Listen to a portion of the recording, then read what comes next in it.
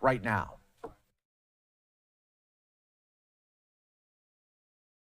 You always had the situation covered properly. At 21 years old, Tulsi became the youngest woman ever elected to the Hawaii State Legislature. After 9/11, she joined the Hawaii Army National Guard and deployed abroad 3 times and highly respected by everybody. So many people writing in letters saying she was so exceptional even then. She continues to serve as a lieutenant colonel in the U.S. Army Reserve, and Tulsi also served 4 terms in the United States House of Representatives, where she was a member of the House Armed Services Committee. She is a former vice chair of the National Democratic Party. Can you believe that? And here she is. That's very nice. We have a few of them. But she was never a Democrat. She was, at heart, she was a Republican. I watched her, and was a 2020 Democrat candidate for President of the United States. It's not easy, right? It's not so easy. People think it's easy. It's not easy. Throughout her service, Tulsi has always distinguished herself as a leader of the highest caliber. She's earned the respect and admiration and love of Americans on both sides of the aisle as her profound commitment to the values that keep us free, and she really does have those values as much as anybody. In recent years, Tulsi has been a courageous and often lonely voice speaking out against radical left's attacks on free speech and the dangers of an unelected deep state. And I have to say she was very, very strong for me when I was going through all of the fake news and all of the problems that we had with some very sick people. She was always out there. Before I really knew her as well, she was out there defending me, so I appreciated that, Tulsi. But the threat of a warmongering military-industrial complex and the weaponization of government and governmental people that go out and persecute. They like to persecute people that are innocent.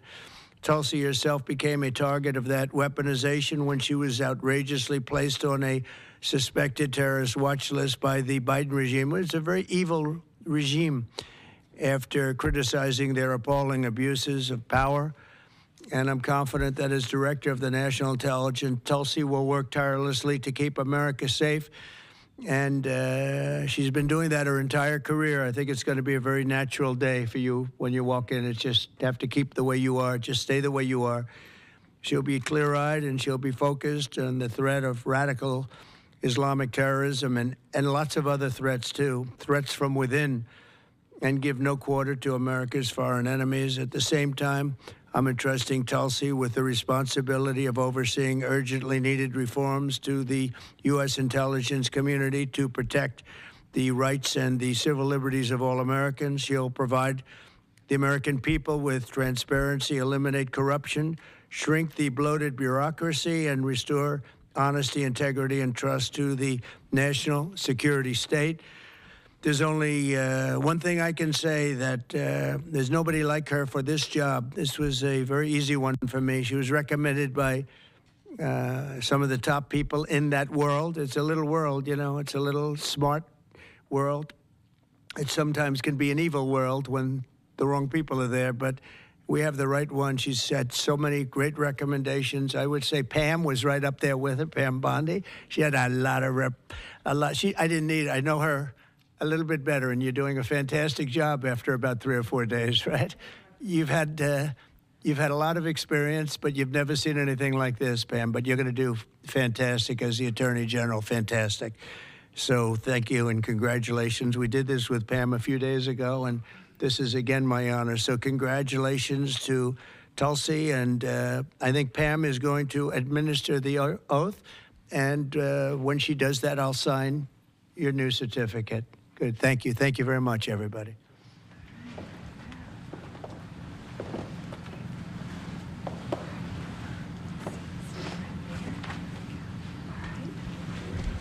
Please place your left hand on the Constitution and raise your right hand and repeat after me.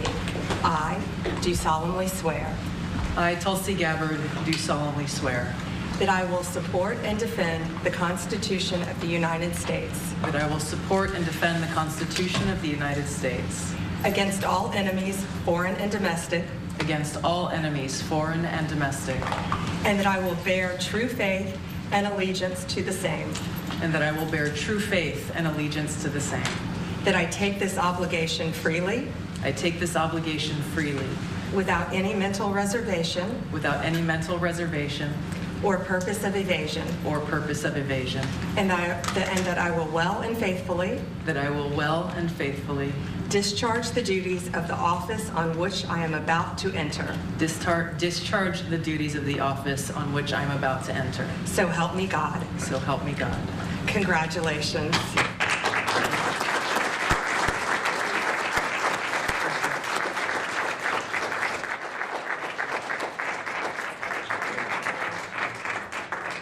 That's great.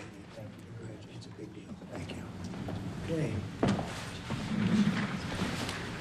How is the Oval Office looking?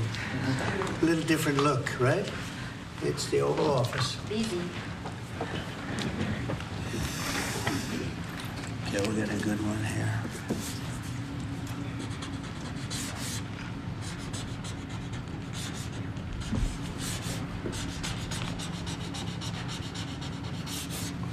Okay, not bad. Ready? I'll stand out there. I think we'll do it right here. Come on over here, Abraham.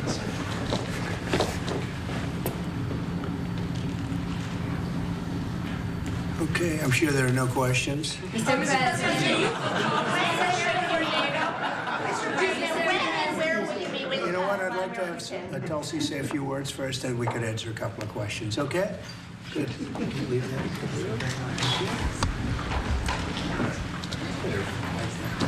That's good.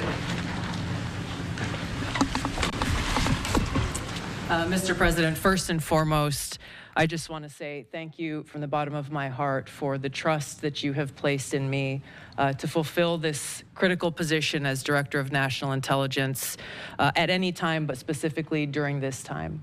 Unfortunately, the American people have very little trust in the intelligence community, largely because they've seen the weaponization and politicization of an entity that is supposed to be purely focused on ensuring our national security.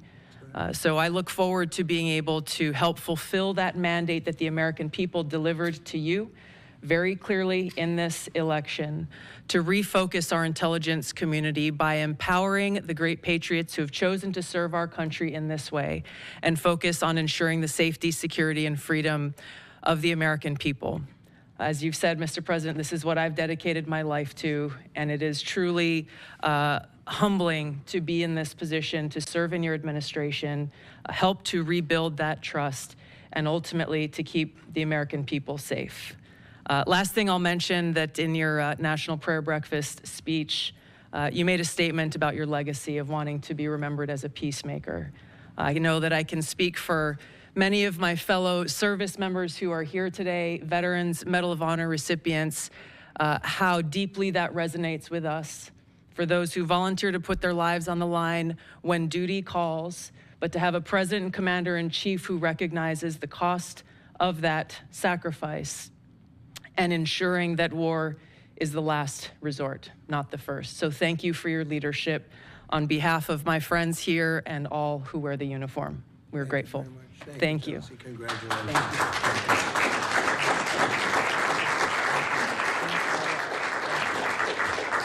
Mr. President, when and where do you